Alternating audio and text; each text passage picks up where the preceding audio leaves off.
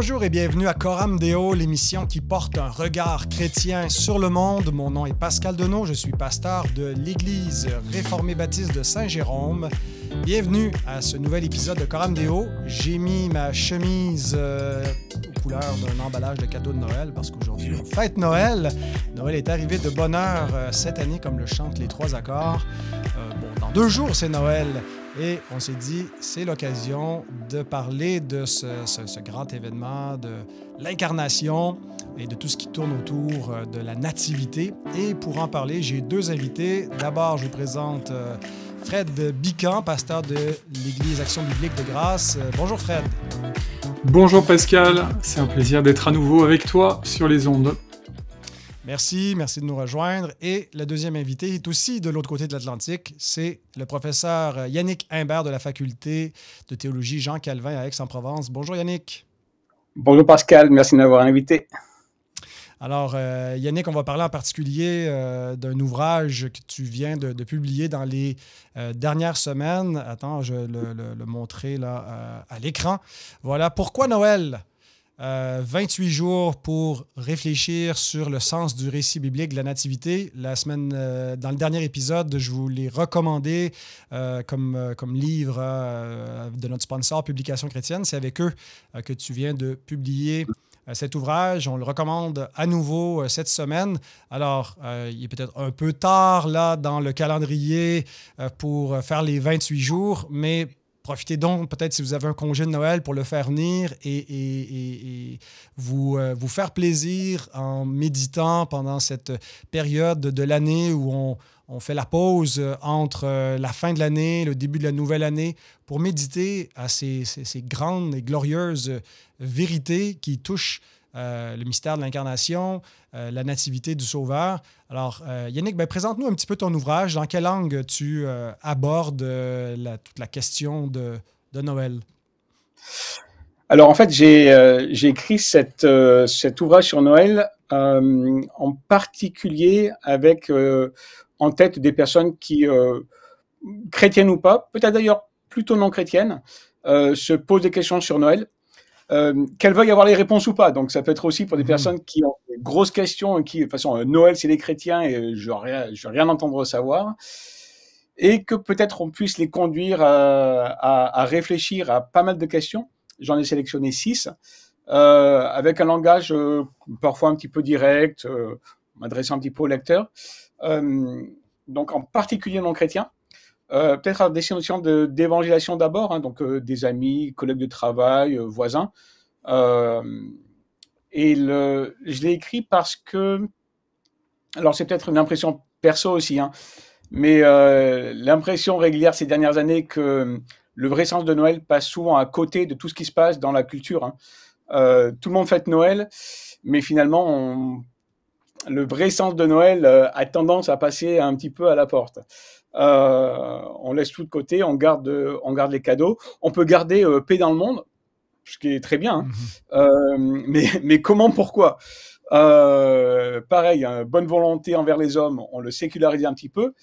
Très bien aussi. Si ça pouvait durer toute l'année, pas simplement la période de Noël, ce serait pas mal aussi. Donc en fait, c'est un petit peu ce constat-là de finalement comment on essaie de remettre le vrai sens de Noël sur le marché de Noël presque. On verra si c'est une réussite ou pas. Alors ça peut être un encouragement pour les chrétiens aussi, parce que j'aborde 2-3 choses qui peut-être parfois font réfléchir ou parfois en tant que chrétien j'y crois, mais j'évite de me poser un petit peu trop la question, parce que si je me pose la question, je ne saurais pas quoi répondre en fait. Donc c'est un petit peu pour ça que j'ai écrit. Donc vraiment d'abord à but de témoignage et d'évangélisation si possible, et si Dieu fait que le bouquin puisse être utilisé comme ça en fait. Tu es un apologète, Yannick. C'est l'apologétique, c'est ton champ dans lequel tu te spécialises. J'ai l'impression, en ayant un peu survolé l'ouvrage pour préparer des questions pour l'émission, que c'est un livre d'apologétique.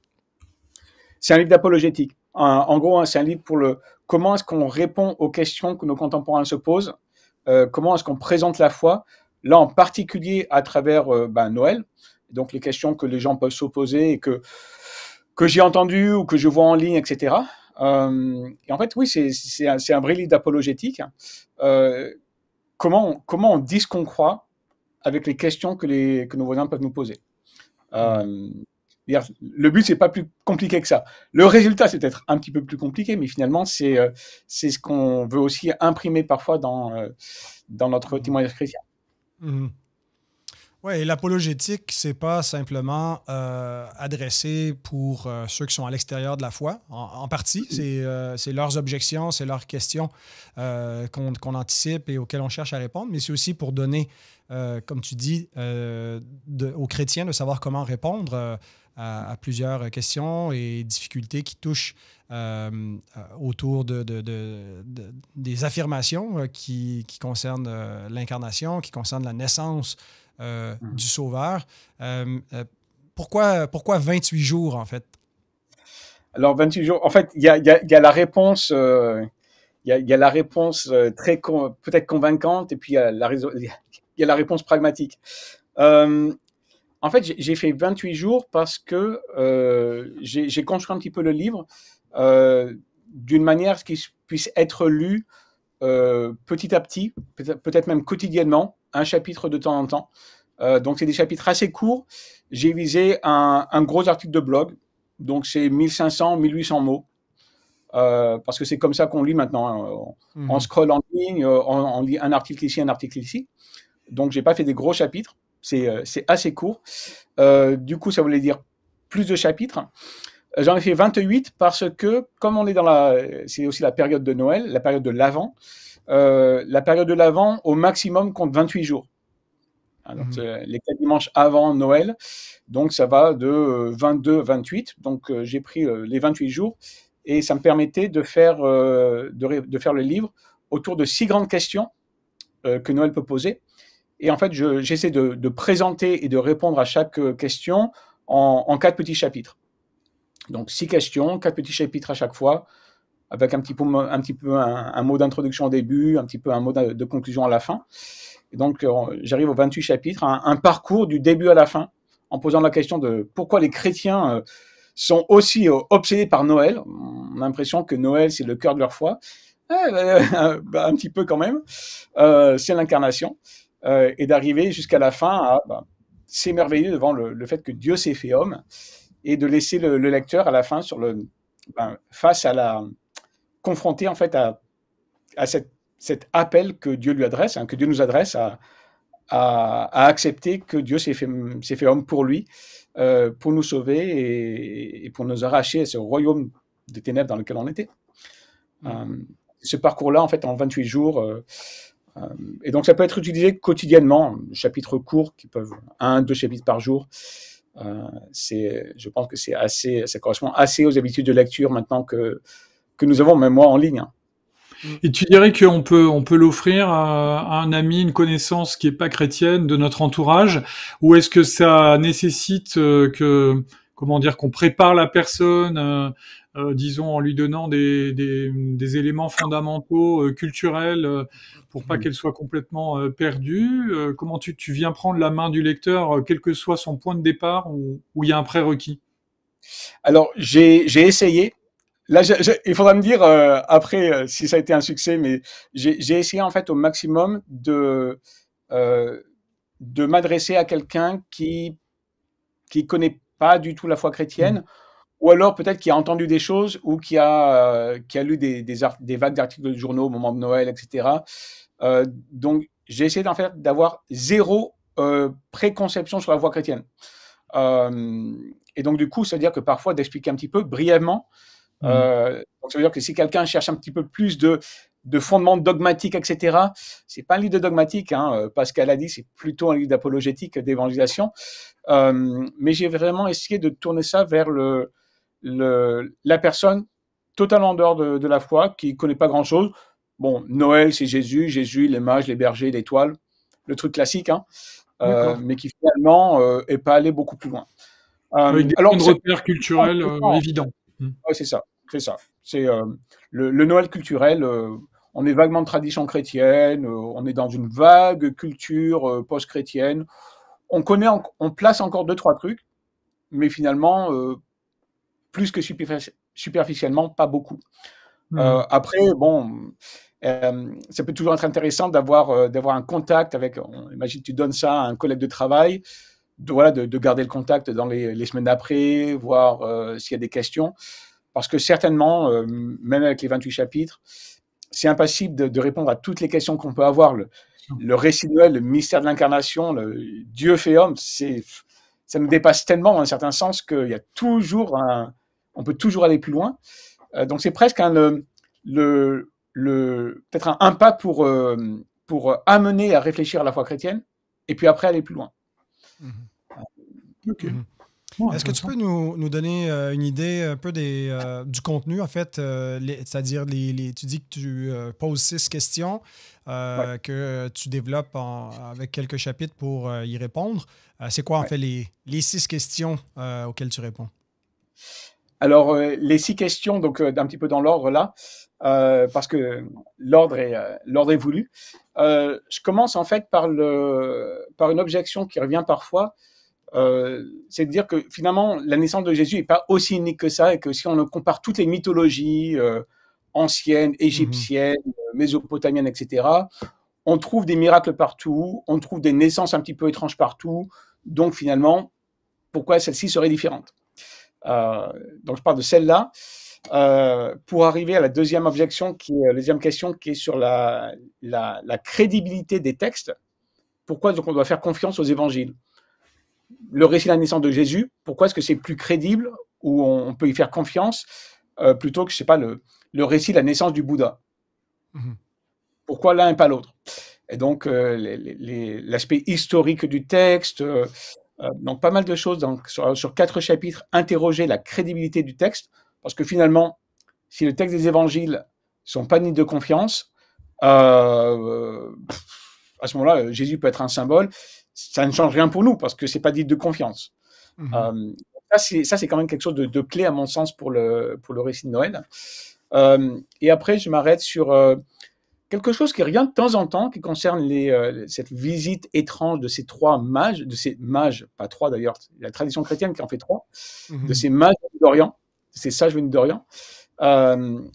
Et la question du pourquoi, notamment de l'étoile dans le ciel. Certains internautes parfois se demandent, est-ce qu'il faut croire vraiment à ce... D'un coup, là, il y a un signe qui apparaît dans le ciel, une étoile qui en plus est là, s'arrête, etc. Et ça me permet en fait de commencer à parler du miracle. Ce qui est important parce qu'en fait, le plus grand miracle, et c'est la 4e question, c'est la naissance virginale. Le Dieu homme né d'une vierge. Est-ce que, et là on tombe dans les chrétiens croient en des trucs aberrants, franchement, est-ce qu'on peut vraiment croire ça? Bon, j'avoue que rien n'a changé entre maintenant et il y a 2000 ans, puisque Joseph, déjà, quand on lui dit, voilà, ta fiancée est enceinte, il se dit pas, oh tiens, elle a l'air dû recevoir une visite d'un ange. Il se dit qu'il y a un truc pas louche qui s'est passé. Un petit peu louche, quoi. Donc la naissance virginale, en fait, c'est le moment clé. C'est dans la conception, en tout cas, on va dire orthodoxe de l'incarnation. Il y a quelque chose là qui se passe, qui est à la limite de ce qu'on peut comprendre, et qui relève bien du signe divin, du mystère de la piété, dira Paul. Mystère qui est tellement éblouissant que ça a pu faire dire à certains, et c'est la 5e question. C'est une expression qui se retrouve chez Luc Ferry, le philosophe français, qui, quand il a débattu de la foi chrétienne plusieurs fois, a eu à l'occasion ce petit mot. En gros, pourquoi est-ce qu'il ne croit pas, qu'il n'est pas chrétien lui? Parce qu'en fait, la foi chrétienne, c'est trop beau pour être vrai. Alors, du coup, est-ce que l'incarnation, il y a un problème dans le monde, et ben Dieu, du coup, vient pour tout rétablir. Et magie, Dieu vient et tout va bien. Est-ce que finalement, c'est pas un peu trop facile? Et je pense qu'en fait, il faut pas trop enlever cette question-là trop facilement, parce qu'en fait, elle peut être vraiment, pour certains, un problème en disant, est-ce que c'est pas trop facile d'avoir la baguette magique et en fait d'invoquer Dieu dès que ça va pas?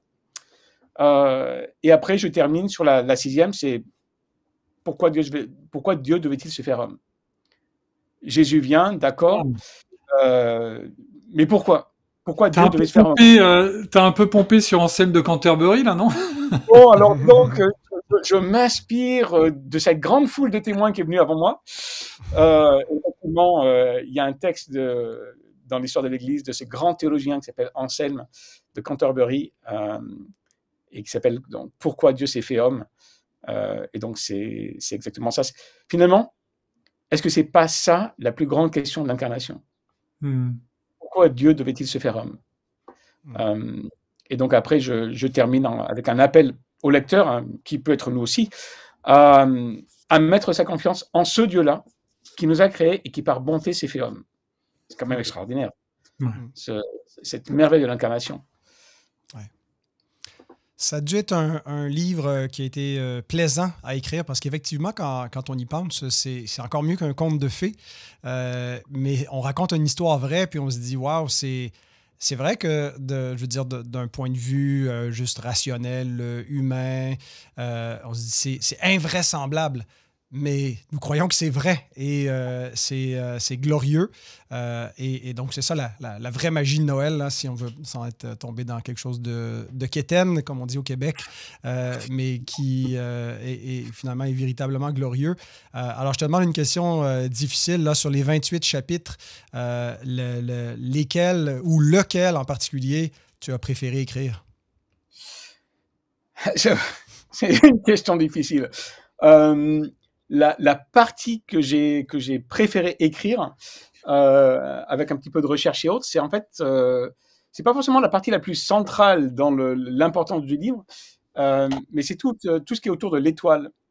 Parce qu'en fait, ça m'a conduit aussi à regarder un petit peu de quelle manière peut-être ces sages venus d'Orient ont réalisé ou ont pris conscience qu'il y a quelque chose de différent, d'incroyable qui s'était passé, et en plus pas chez eux, et qui font le trajet jusqu'à Jérusalem. Et donc d'étudier un petit peu même certaines explications astronomiques, des signes dans le ciel, donc sans exclure du tout, pour rassurer peut-être certains auditeurs, que ça puisse être une étoile que Dieu a fait apparaître spécialement dans le ciel. J'ai aucun problème avec le miracle entièrement surnaturel. Dieu crée une étoile pour marquer la naissance de son fils. Ça me choque pas. Après tout, si une naissance virginale me choque pas, une nouvelle étoile devrait pas plus me choquer que ça non plus, quoi. Oui, je trouve intéressant j'ai trouvé fascinant parce que j'aime les étoiles. C'est un monde qui me fascine. Mais de voir s'il y a aussi une manière dont Dieu miraculeusement amène à travers la création que lui-même a faite, à travers des signes qu'il place dans le ciel, amener des non-chrétiens, hein, de ce qu'on peut savoir de ces sages, de ces trois. Comme la tradition chrétienne bien marqué les esprits, hein. Ces mages venus d'Orient, c'est ça, ils ne sont pas trois, la tradition chrétienne en a fait trois. Voilà, comment ont-ils pu venir? Et donc je discute de ça, mais en attirant l'attention sur le fait que le texte biblique lui-même ne nous dit pas exactement pourquoi le signe est là. Et eux reconnaissent le signe et viennent adorer. Et rien que ça, c'est extraordinaire. Donc ça, c'est une des parties que j'ai le plus de plaisir à chercher à écrire. Et puis l'autre, c'est trop beau pour être vrai, parce que je trouve ça assez extraordinaire quand même en tant qu'apologète, qu'on puisse répondre « Je ne suis pas chrétien parce que c'est trop beau ». Il y a presque quelque chose que je comprends pas presque, hein, là. C'est dramatique, de refuser la grâce juste parce que c'est trop beau, c'est vraiment dramatique. C'est trop facile. Il y a un problème, Dieu vient. Pourtant, Luc Ferry, pourtant Luc Ferry est quelqu'un de brillant, mais c'est vrai que de ce point de vue-là, c'est un peu. C'est revenu dans plusieurs de ces débats. Je crois que ça vient même dans un de ses livres, dans lequel il propose après un humanisme transcendantal. Donc la réponse à Dieu vient, c'est il faut que l'homme, entre guillemets, se bouge un peu et fasse plus d'efforts. Bon, je caricature. Et là, je vais m'appuyer sur Dieu peut-être, parce que y a plus d'espoir avec Dieu qu'avec les actions humaines. Ouais. Tout à fait. Ouais, j'aime beaucoup, moi aussi, le récit des mages. Ça a été une des parties que j'ai aimé prêcher de l'évangile de Matthieu. C'est le seul des évangélistes qui nous rapporte. Cette visite est probablement en lien avec une thématique forte chez Matthieu où les gentils auront une préséance sur les fils du royaume qui, certains seront jetés dehors. Et puis, c'est donc le Messie naît incognito en Israël. Et c'est intéressant parce que ces mages s'imaginent, bon, c'est le Fils de Dieu, c'est le Fils messianique, le Fils royal par excellence. Alors, ils se dirigent sur la capitale où personne n'a entendu parler de la naissance d'un Messie. Et tout le monde est alerté, et en particulier face aux inquiétudes d'Hérode le Grand. Quelles en seront les conséquences. Mais donc, on voit finalement des païens qui ont fait tout ce chemin, ces milliers de kilomètres pour venir adorer. Et ils trouvent finalement un sauveur qui est dépourvu de tout apparat royaux, qui naît vraiment comme un simple homme dans des conditions de la plus grande humilité. Et c'est une manifestation de l'Évangile, Dieu qui prend les choses faibles, les choses qui ne sont pas, pour renverser les fortes, Dieu qui se plaît à renverser la gloire des hommes pour établir la vraie gloire, mais de façon aussi cachée et mystérieuse, qui la révèle à ceux qui sont en dehors, alors que ceux qui sont dedans sont aveugles. Alors, il y a tellement de choses glorieuses dans ce récit, en plus de tout le phénomène historique, cosmologique qui entoure ça et les questions apologétiques sous-jacentes. Alors, je regarde dans la table des matières, là, le témoignage oculaire et la fiabilité des évangiles, une histoire différente, le miracle de l'étoile, le Seigneur des champs d'étoiles. Alors, tu adresses différentes questions reliées à toute cette page de l'histoire. Alors, c'est effectivement très, très glorieux.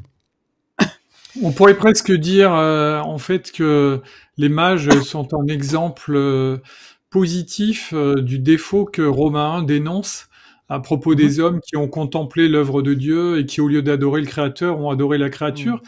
Et eux, en contemplant la création, ils ont adoré le Dieu créateur et Dieu les a conduits à adorer, en fait, le Créateur incarné. Donc, c'est vraiment un contre-exemple de Romains 1. Contre-exemple de Romains 1, contre-exemple de la sagesse des chefs religieux d'Hérode, qui, eux, vont regarder dans les textes, mais en fait, c'est comme si eux, les textes ne marquaient pas leur vie quotidienne, parce que quand on leur demande où est-ce que le Messie doit naître, ils vont aller chercher, ils vont montrer, voilà, c'est Bethléem, mais sans plus, ça les traumatise pas, on a l'impression. L'urgence de trouver le roi Messie, c'est chez les mages, ces sages d'Orient qui sont probablement des devins, des astrologues païens, et eux, ils veulent trouver. Et là, le contraste, c'est quand même... Et c'est un contraste dans tous les évangiles, là, avec les chefs religieux qui mettent toujours un petit peu à côté. Quand même, ils sont vus de manière semi-positive par Jésus, ce qui est rare.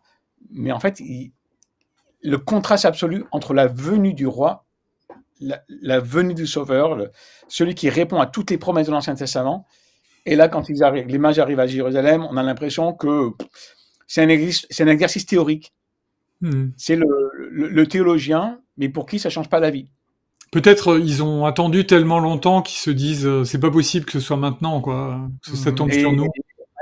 Mais alors du coup, alors c'est pas directement dans notre sujet, mais je peux pas m'empêcher. Parfois, je me demande si à Noël on regarde pas trop en arrière, donc on fait mémoire de ce qui s'est passé, on le sait, mais du coup on regarde pas en avant.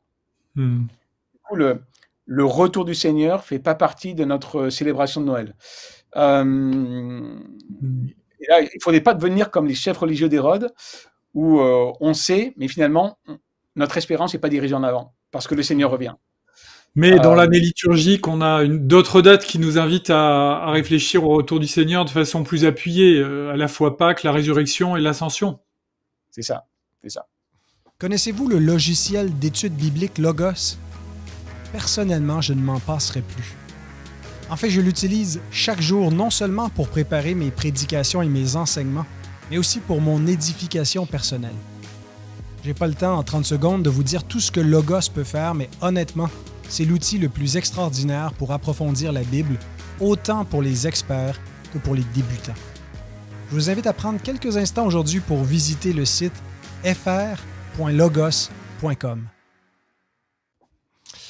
Alors, ben là, on est dans l'avant, même si c'est dans 2 jours au moment de sortir cet épisode, qu'on va fêter Noël. J'aimerais qu'on continue notre réflexion sur, tu as évoqué le mystère de la piété, Yannick, un peu plus tôt. L'apôtre Paul mentionne ça dans 1 Timothée 3 au verset 16. Ce grand mystère, Dieu venu en chair, donc celui qui est immatériel, qui prend une forme humaine. On ne réalise pas à quel point ça pouvait être scandaleux à différents points de vue, autant pour les Juifs que pour les païens, avec l'influence du platonicisme, entre autres, et de toute la notion un peu du problème avec la matière, et donc Dieu qui est pur esprit, mais qui s'incarne. Et donc, il y a comme un scandale. Il y a le scandale de la croix, mais il y a le scandale de l'incarnation aussi. Et on le voit dans le Nouveau Testament, plusieurs qui niaient la réalité de Dieu qui a pris la chair et le sang. Et l'apôtre Jean dénonce ce docétisme, ceux qui disaient que finalement Dieu a une apparence d'homme et il ne pouvait pas avoir la réalité, la substance d'un homme. Et c'est de nier l'Évangile si on nie l'incarnation. Alors, j'aimerais qu'on continue notre discussion à partir de Philippiens 2.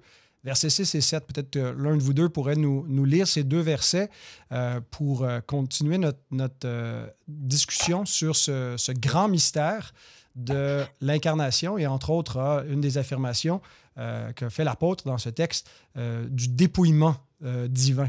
Alors, je ne sais pas, est-ce que Fred, tu as le texte? Volontiers, bien sûr, ouais, j'ai sous les yeux, là, si tu veux. Je le lis dans la seconde 21.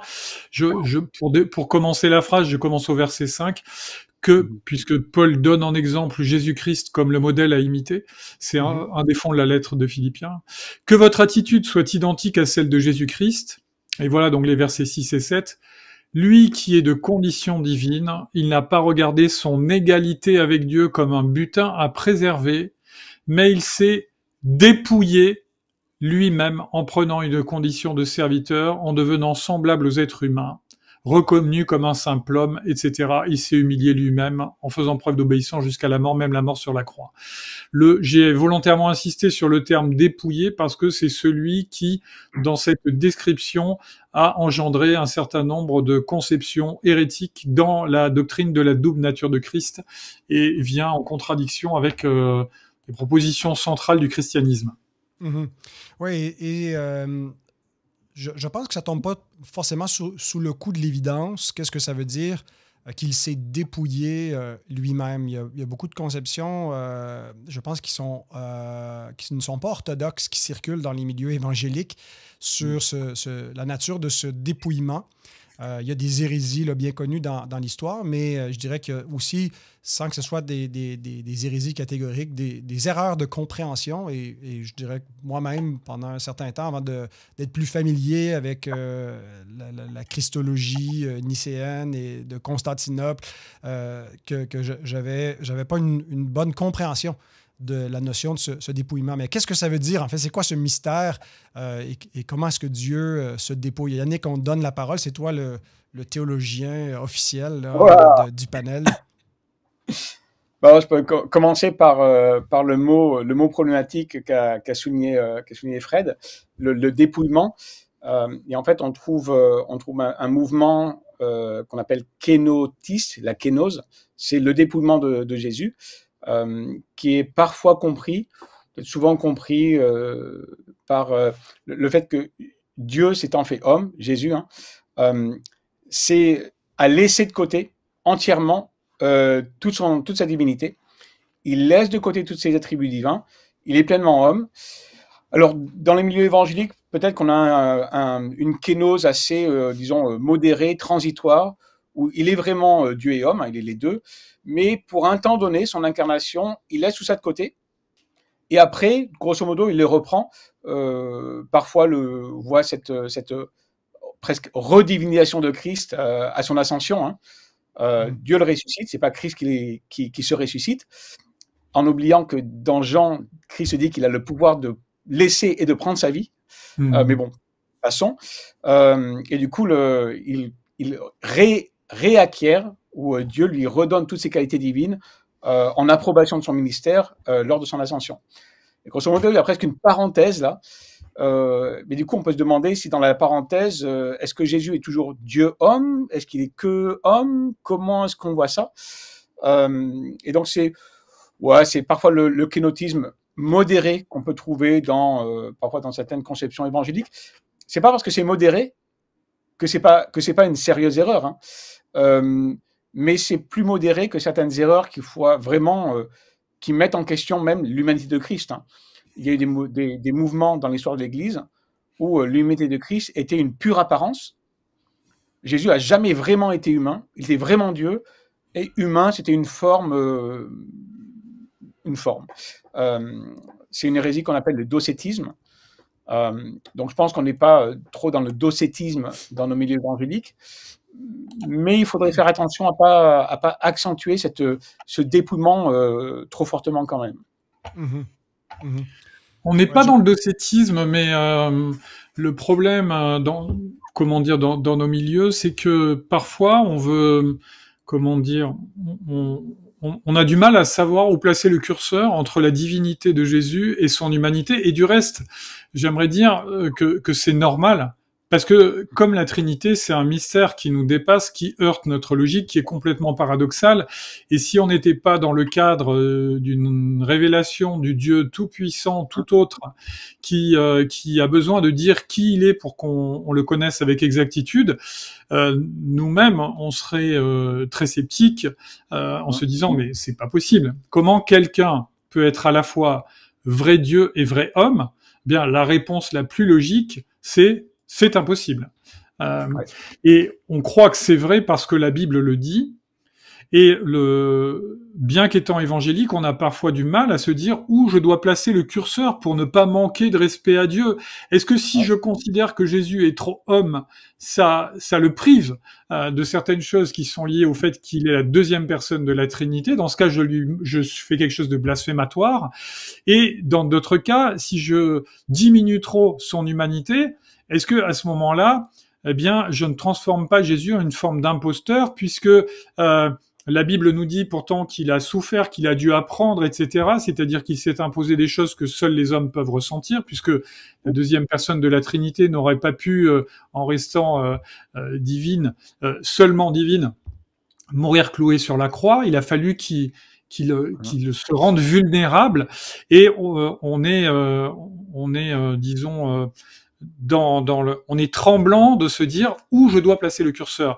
Et c'est pour ça qu'il y a eu les grands conciles de l'histoire de l'Église, Nicée-Constantinople d'abord et ensuite Chalcédoine, et Chalcédoine se concentre plus, Nicée-Constantinople pose les fondamentaux de ce qu'on appelle la doctrine de la Trinité.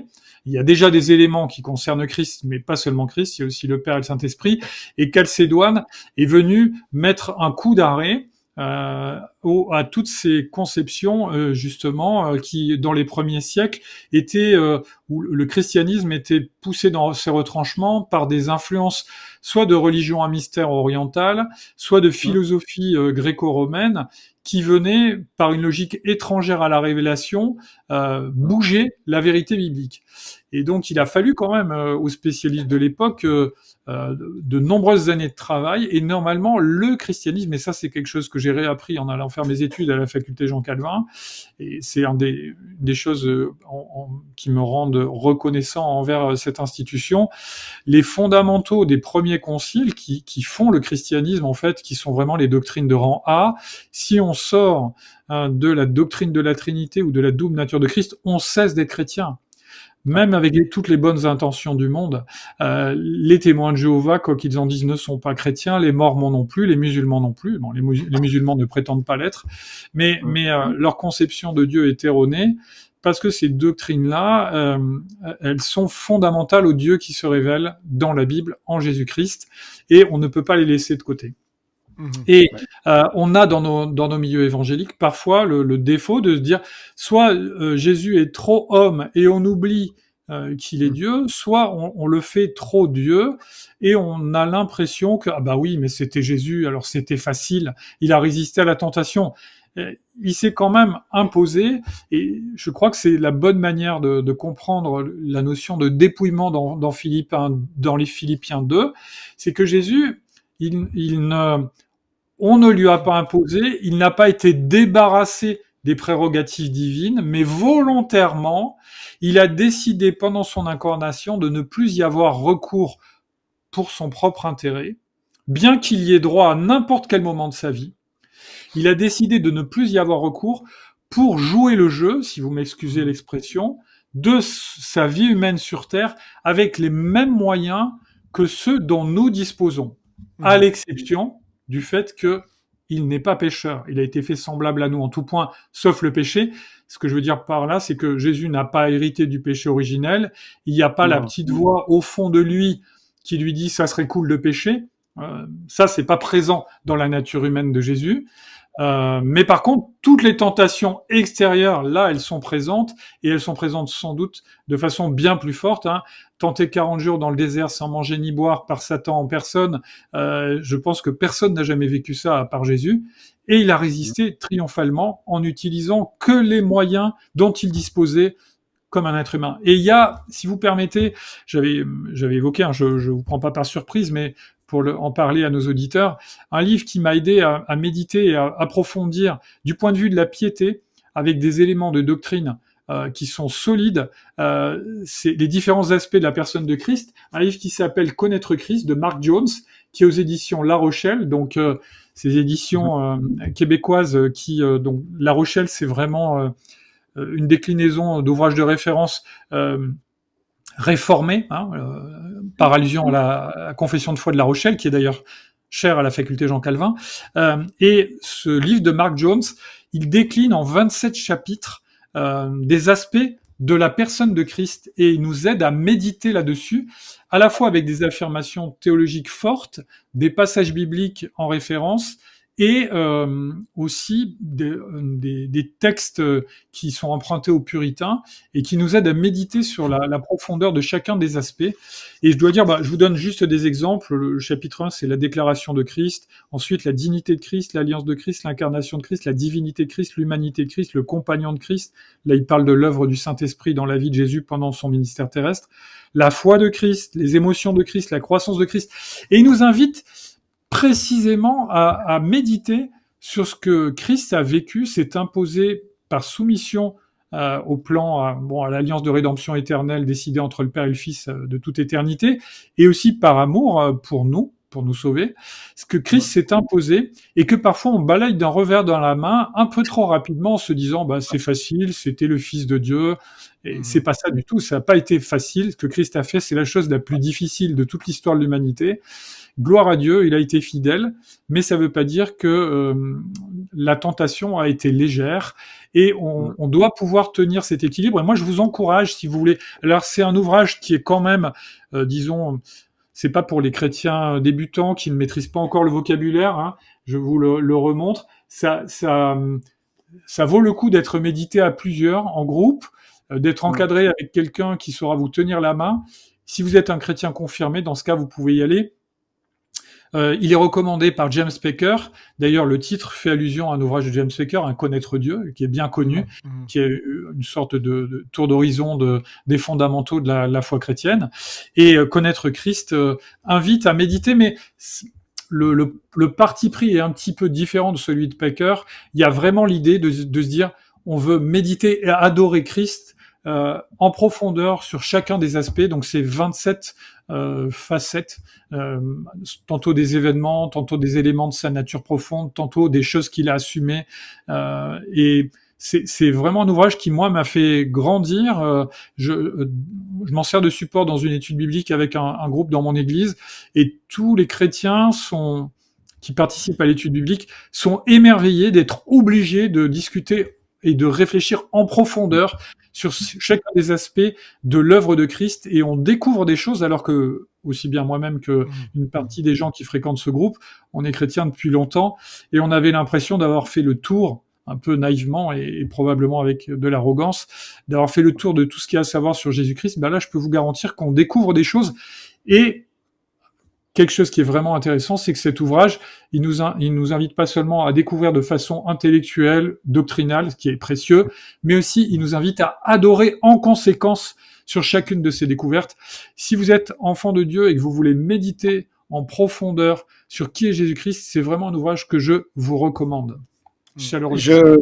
Et absolument. C'est intéressant que tu mentionnes ce livre-là, Fred. Je l'ai relu dans mes méditations quotidiennes après la lecture de la Bible et prière. Je vais souvent vers un texte que je considère d'édification là. Et je l'ai relu ces derniers mois. Et j'ai été profondément marqué, puisqu'on parle de l'incarnation, par les meilleurs chapitres, à mon sens, dans le livre de Mark Jones, sont ceux qui ont trait à la nature humaine de Christ. Et pas simplement la théorie de la nature humaine de Christ, mais il a vraiment été homme, et donc il a dû apprendre des choses.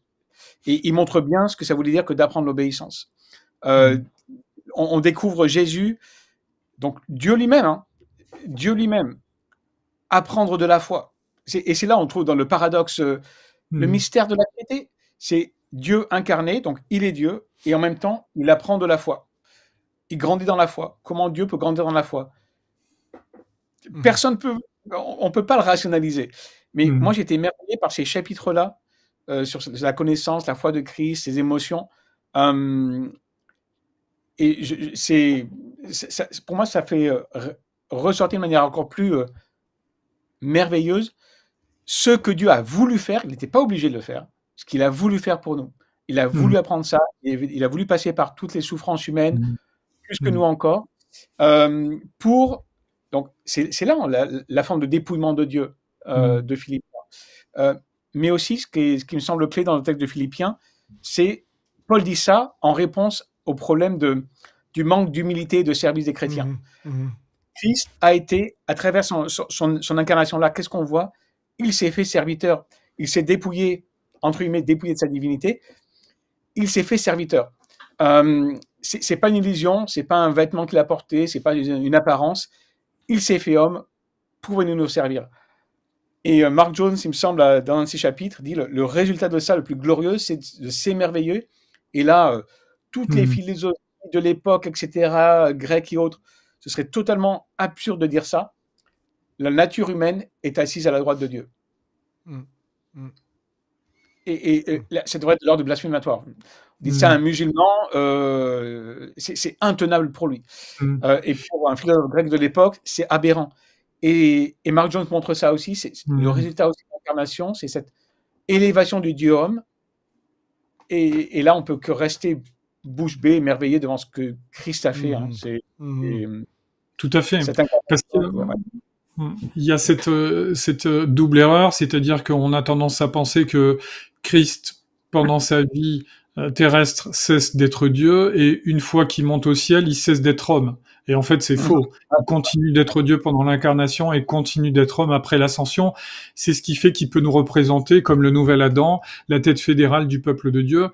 Et aussi, ça me faisait penser au débat que les réformés baptistes et les presbytériens ont avec ceux qui rejettent le fait que l'expiation de Christ de nos péchés commence avant la croix. Il y en a qui pensent que la vie de Christ ne fait pas partie de l'expiation, et les théologiens réformés ils montrent que l'ensemble de l'incarnation de Christ fait partie de l'incarnation, et ces éléments-là, dans Mark Jones le montre très très bien.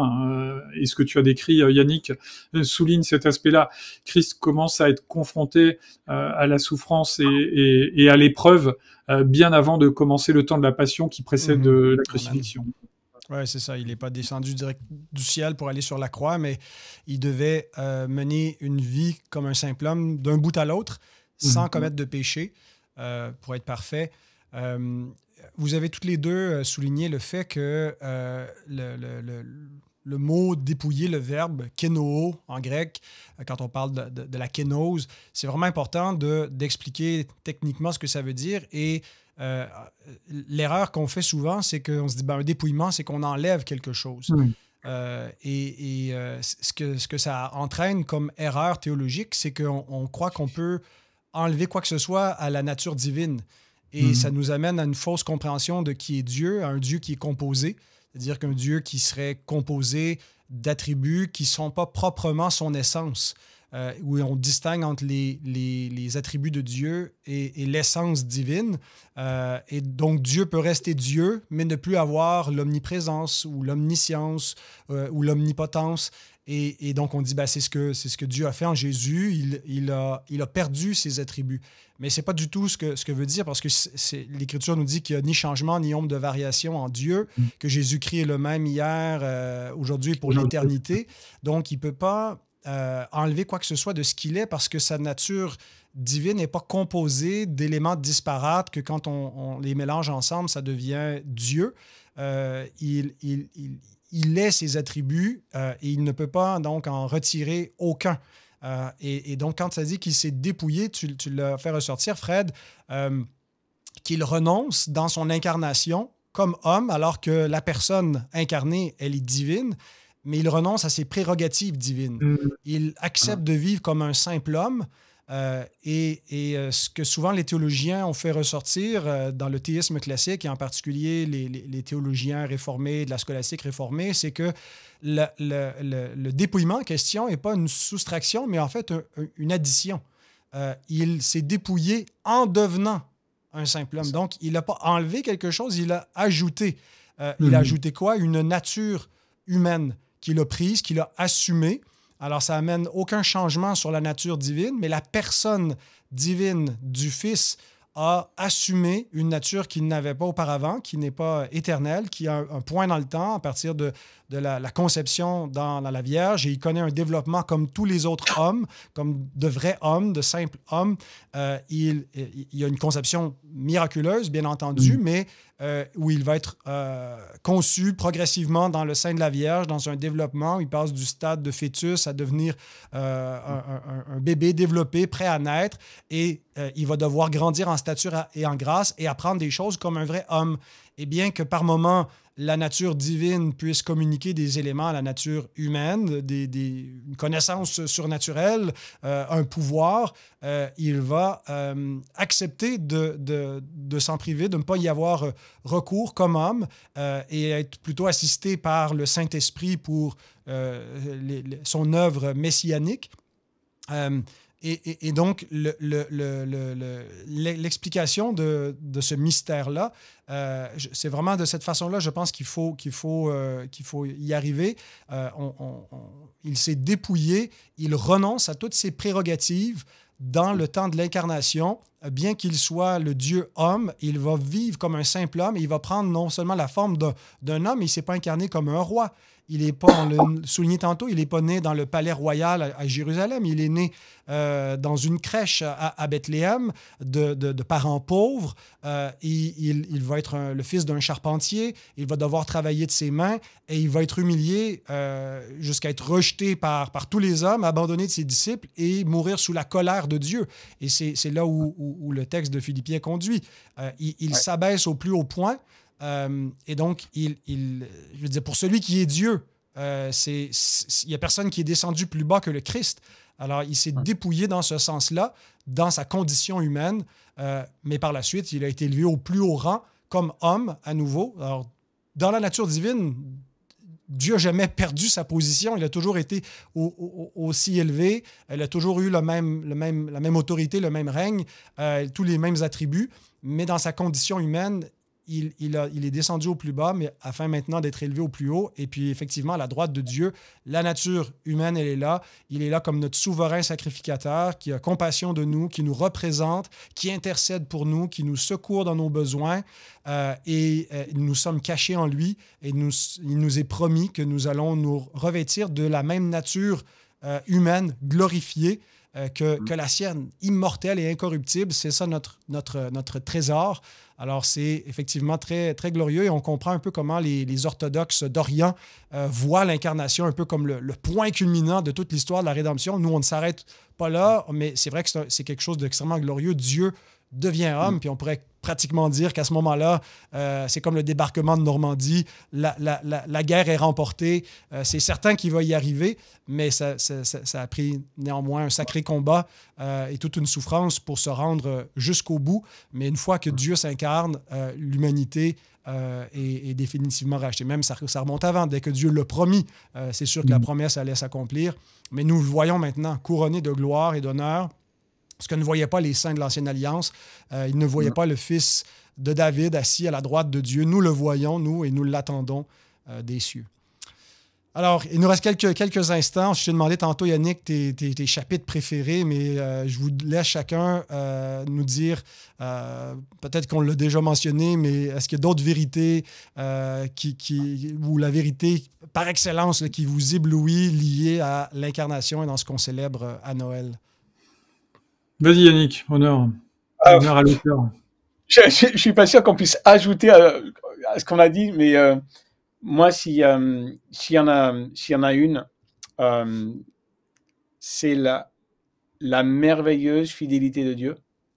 Tu l'as dit, Pascal, hein, il l'a promis, et on est, nous, dans l'histoire de l'Église, où on peut se retourner vers ce qui s'est passé, un mystère dans lequel les anges ont désiré plonger leur regard. On ne le comprend pas plus que eux, mais on a cette merveilleuse fidélité de Dieu. Il avait annoncé, pendant des centaines, milliers d'années, et il l'a fait. Et ça, c'est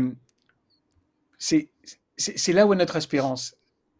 Dieu s'est fait homme, il a vécu, il est mort, il est ressuscité, il est remonté à la droite du Père. Et si ça ne fait pas partie de notre foi, mais tous les jours, hein, pas simplement là-haut, intellectuel, mais si ça ne nous fait pas vivre, notre foi est vaine. On pourrait presque, comme Paul dit, si la résurrection n'est pas, notre foi est vaine. Dans un certain sens, on peut dire la même chose pour la résurrection, pour l'incarnation. Mais c'est la merveille de la fidélité de Dieu. Notre Dieu est un Dieu fidèle. Continuons de vivre à sa suite, d'espérer en son retour, parce qu'il a dit qu'il revenait, et comme il a dit qu'il venait une première fois et qu'il l'a fait, le Seigneur revient. Amen. Amen. Fred? Moi, je dirais, tout à l'heure, on a évoqué parmi les questions qui questionnent nos contemporains sur le récit de Noël, il y a cette idée, je trouve, parfois on a des gens autour de nous qui sont étonnés que une femme sans conception, sans avoir recours à une union conjugale avec un être humain, et puis enfanter un enfant. Désolé pour la redondance, et puis engendrer un enfant, on va dire.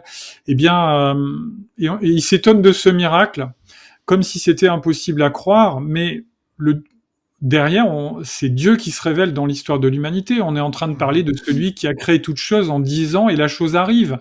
On est en train de parler de celui en qui nous espérons pour ressusciter et pour nous tenir la main au-delà de la mort. Si c'est pas le Dieu des miracles que doit révéler la Bible et que c'est juste des récits auxquels on peut pas croire, à ce moment-là, il faut fermer tout et puis aller se pendre ou alors manger et boire parce que demain nous mourrons. La vie de Jésus sur terre commence par un miracle, elle termine par un miracle aussi, la vie humaine qui s'identifie à nous, parce que la mort sur la croix aboutit à une résurrection, et pas une résurrection comme celle de Lazare ou de la fille de Jairus, mais une résurrection qui aboutit à une existence glorifiée, et nous ouvre un chemin qui était inédit pour toute l'humanité, et dans nos vies, ça va produire aussi 2 miracles dans la vie des croyants, et bien le miracle aussi d'une nouvelle naissance, qui fait écho à l'incarnation. Bien sûr, nous, on s'incarne pas, on est déjà un être humain, mais on revêt finalement une identité céleste au moment de la nouvelle naissance, qui pointe vers un autre miracle, qui va être le miracle de notre résurrection, quand l'œuvre de la rédemption sera achevée en nous. Et donc, ce double miracle dans la vie de Jésus correspond à un double miracle dans la vie des croyants. Et c'est là-dessus que repose notre espérance. Parce que s'il n'y a pas de miracle dans la Bible, pour paraphraser Paul dans 1 Corinthiens 15, nous sommes les plus malheureux de tous les hommes. Ouais. Merci à chacun. Prenez le temps de cliquer sur le lien dans la description pour le livre recommandé. Pourquoi Noël de Yannick Étier, un des deux panélistes, des deux invités d'aujourd'hui. Allez voir la table des matières si la discussion d'aujourd'hui vous a donné appétit pour réfléchir davantage et creuser cette glorieuse... c'est le plus beau moment de l'année, comme on chante, mais c'est aussi le plus beau moment de toute l'histoire. Dieu qui s'est incarné, il est venu parmi nous, Emmanuel. Alors, prenez le temps d'aller regarder cela, de lire ce livre, de méditer. Je vous rappelle que vous pouvez soutenir Coram Deo et depuis peu, si vous voulez nous faire un petit cadeau de Noël, vous pouvez même le faire en euros et bénéficier des avantages fiscaux parce que Coram Deo s'associe avec l'Action biblique France qui est partenaire pour tous ceux qui, du côté de l'Europe, veulent soutenir notre travail et bénéficier des reçus pour les dons. Alors, il y a un lien dans la description. Pour ceux qui sont au Canada, il y a le formulaire habituel qui vous permet aussi d'obtenir un reçu de charité pour vos déclarations d'impôts.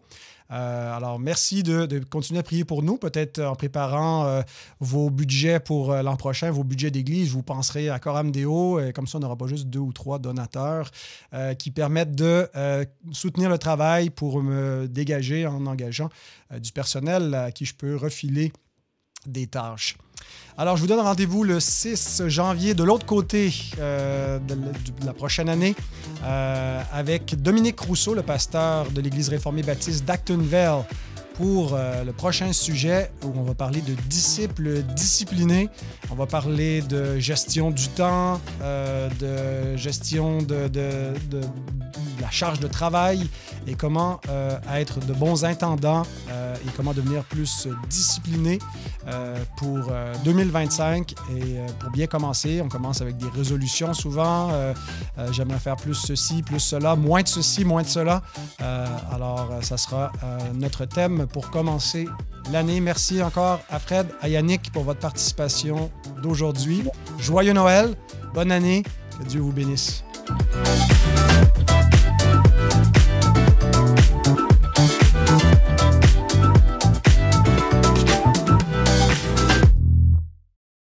Super. T'es anglophile ce matin? Ouais, je suis anglophile ce matin. Et mon Toi, père est en Angleterre depuis 20 ans, donc par soutien. Ah ouais. OK. malgré le Brexit, t'as pas honte? Non, c'est par soutien familial, quoi, du coup. D'accord. Vous adhérez plus au standard de Westminster ou vous êtes 3 formulaires d'unité? À la fac, donc c'est plutôt 3 formules d'unité. Ce qu'on demande en fait comme souscription aux profs, c'est La Rochelle. J'ai pas de grande exception à Westminster, j'en ai 2 ou 3, mais qui sont pas majeures, quoi. Je vois une continuité entre Westminster et La Rochelle, plutôt qu'autre chose. Ouais. Alors moi, j'en ai 2-3 vis-à-vis de Westminster, mais sinon, dans l'ensemble, je l'aime beaucoup. On a 2 ou 3. La doctrine de Dieu. Non, c'est plus vers le chapitre 28. Non, là. Je me demande laquelle, tiens. Donc, l'idée d'une... Parce que j'ai vu ça même dans les milieux confessants évangéliques, des gens qui avaient un peu cette conception que l'incarnation était temporaire. Oui. Oui, j'ai même des collègues à Jean Calvin qui sont dans un mouvement qui pensent que l'éternité, ce sera sous une forme non corporelle. Ah oui. Ils enseignent à Jean Calvin?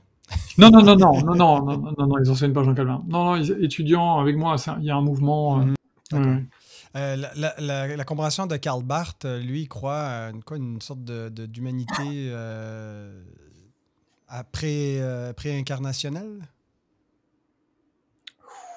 Je suis pas capable de te dire, je connais pas suffisamment Karl Barth pour savoir sa christologie. On s'embarque je sais que ça coince et que ça grince.